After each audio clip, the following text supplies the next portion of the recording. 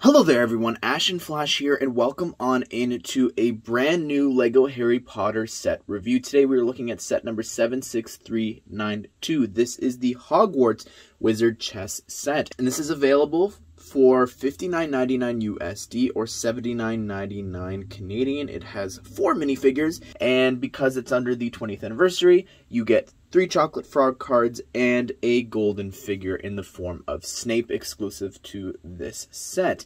And I think that I personally really like this set. I'm a very big chess fan. I played a lot of chess when I was in middle school specifically, and it was a big thing one of the years that I went to school, and I really love this board. Like, it's so cool to see a chess board here. I love the shine on it. You'll see when I remove all of the pieces, but I just really am impressed by the set. So the first thing that I thought that I would show you is the board here with the figures. And what's interesting about this is when you try to move it here, there's these little rubber things underneath that actually have it so that it kind of slows it down. And I'll flip the board over. You don't have to worry about that when I remove the pieces. But just to show you like the speed that you can actually move this at, I thought for sure these figures, they're made out of plastic. They're not the normal, like, harder, you know, they're not heavy like a normal chess piece would that I've played with. Or, you know, there's the cheap versions, but they're very loose and flimsy. Honestly, like, I'm moving this around, and the faster I go, yeah, they're gonna move, but I'm quite impressed by how strong they actually are and how they're, you know, they're not tipping, they're not doing anything that I was really concerned about. And because when you're trying to make something fancy like this, and specifically out of Lego, I really thought that, you know, that it wouldn't necessarily work, but it works quite well. And look, like, I can even spin it all the way around here so you could see the entire board and having get to see them here face off, having the black pieces and the white pieces there. And it looks great. Like, they look great. It looks like, I don't know about accuracy wise, it was a very dark scene in terms of the lighting, but it still is really, really neat to see all the different pieces. We'll take a look at them all in a second, but yeah, I like the little flames around here as well, the torches. I actually really love this build. I wish that all of them were this build here with the stamp piece underneath, but that's fine. It's still really great, but let me just show you some of the pieces in action, you know, before we get started here. So I'll go ahead, move some of the pawns and things like that, slide around some bishops, you know, the typical, you know, move the queen up and straight across, just so you get like a feel. Let's move that out of the way, move the rooks up. You know, it looks really neat, like kind of setting up your own little chessboard here. It's quite, like, it's so neat to see here, like, this come alive. It just feels like a normal chessboard, and you don't really even think twice that, it's Lego. Like, it just looks so realistic and just so incredibly detailed. I honestly think that this could interest not just Lego fans, but even like Harry Potter fans as well, being like, oh, look, they've got a wizard's chess set. And you know what's neat about this as well is because it, you know, when you do fight and everything like that, it is very violent. Like, you know, take like the knight, for example. You just break it apart here, pop off the shield, pop off everything, you know, trying to break it here to show you what I mean. You know, they're still strong, but you know what I'm saying? Like, when they actually get destroyed, boom, look at all the remains you could leave on the chessboard. So here is the chessboard without anything on it, and it looks so great. Like, it could even be used, you know, if you wanted to. I guess technically you could take apart some of them and make them into checkered pieces, or I guess that has to be, you have to pick a color. But yeah, you could make them be checkered pieces as well, you know. Play checkers if you want. Like, it's just such a beautiful board. And, you know, a lot of the set is maybe repetitive. Like, I think the most draining thing would be the pawns, building them all. But, you know, just separate them. But I think that, like, this was so fun to see the board become complete like that. It looks really, really great. And underneath here, let me show you what I was talking about before. You do have these little tire pieces, and so that just kind of prevents you and gives you just a bit of traction. But that's what it looks like underneath. You know, they always with very beautiful looking sets and things like that. The interiors are often very colorful when they're like 1 or 2 colors, but really, really cool. The only thing that I'll say here, negative about the set, is it's called the Hogwarts Wizard Chess Set.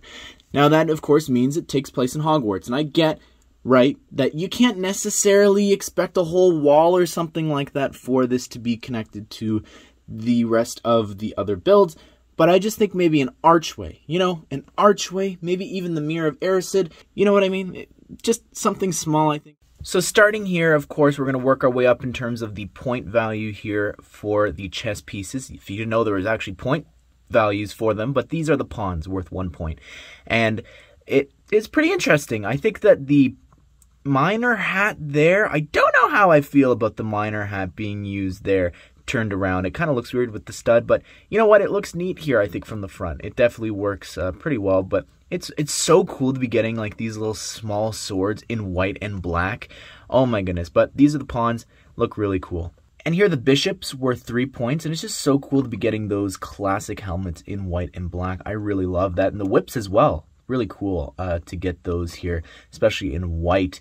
But the little staffs, they're pretty interesting looking, and here is what it looks like from the back. Overall, just a really complete looking one.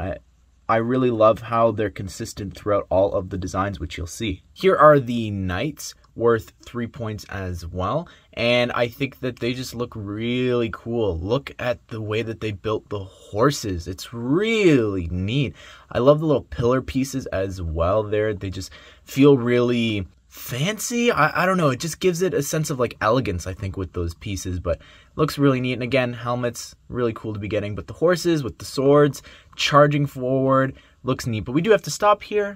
So I removed the person from the knight to kind of show you here. You could put Ron up top if you wanted to, but there's another way. Removing a couple of the pieces here, you can kind of fit Ron to be standing there and still have the sword. But I kind of wish that they modified one of the knight pieces to have a little platform for him to stand on. I think that would have just been a little nice, I think, to kind of make it more scene accurate. And here are the Rooks. Very interesting. Never noticed that they weren't like classic towers or anything like that, you know, that they're actually these guards with shields up. I think that looks really cool with the swords. And of course, these are worth 5 points. But it looks really, really neat. I love the way that they're holding the shield there going forward. Here are the queens, worth 9 points, and they look great. I think that the only thing that I kind of would change is the studs. I guess that's meant to be them holding it, but it's just a little jarring seeing them showing, I think. And it's kind of weird to have a stud on the top of the head there as well, but spinning it around here, same sort of pillar design and everything, and shoulders and all that as the other one. And very lastly here, we have the Kingsworth, of course, the game. And it looks so cool with the shoulder pads. Look at the little points there and the swords in white and black. Wow. And the helmets as well, those fancy helmets. The king is just my favorite piece, I think. It looks so neat with the swords and the helmets, and even like the back just feels the same as the other ones, but they're just even like, just with those shoulder pads as well. It's just so cool to see. Beginning here with the golden Snape figure, looks really, really cool. It is his design from the Hogwarts Moments books from January, and it looks really cool. I'm not a fan of the sparkles, but I get it. You know, they're kind of trying to make it like magical, and the sparkles carry over here onto the back as well. I love getting that hairpiece in gold. It looks super, super great. You're also getting the wand and the minifigure stand there in gold, which is cool to see for all of the other figures. And when you take the hair off, there's no back head printing or anything like that, but love the face. Really, really cool to see in gold. Here is Harry Potter, and I just love his sweater so much. It looks so great with like the scrapes and everything as well. I just wish that he had a new face print, because it could use like even maybe just using the one from Diagon Alley. I wouldn't mind too much having it be in this kind of expensive set, but just having him a bit scraped up, you know, would have been neat. On the back here, really like the printing there as well for the sweater, and the face is just the exact same one that we've been getting now since year 1 of Harry Potter, and we're on year 4 here, which is crazy to think about. And here is Ron with the new torso as well, and I really love the look for that. Really great looking, all the plaid printing, and the face and the hair, nothing new, exact same one as since 2018, just like Harry, but taking off the hair, you could see on the back he does have his scared expression. And here is Hermione Granger in her new outfit here as well. Really detailed looking torso. On the back, you can see what it looks like with the hair. But taking it off, you can see that she's got a scared expression or concerned expression. And then also here, the same for the torso. Really, really detailed. Like I mentioned before, we do have the chocolate frog cards here. And unfortunately, this set does fall victim to LEGO putting them in separate bags. Each time that you build a character, you get one chocolate frog card, which means that you are prone to getting a duplicate. Now, in the instruction book, there is a little page here in the back for the actual chocolate frogs, and you can see all of the ones that you're trying to collect here. And so I got Helga Hufflepuff twice, and then I also got Godric Gryffindor. So that's pretty neat. But yeah, you can notice here that they actually put Ollivander here twice, and they don't have the head of Ravenclaw, which is a mistake. Not surprised that it wasn't fixed for launch, of course, because it would have been a more recent error pointed out.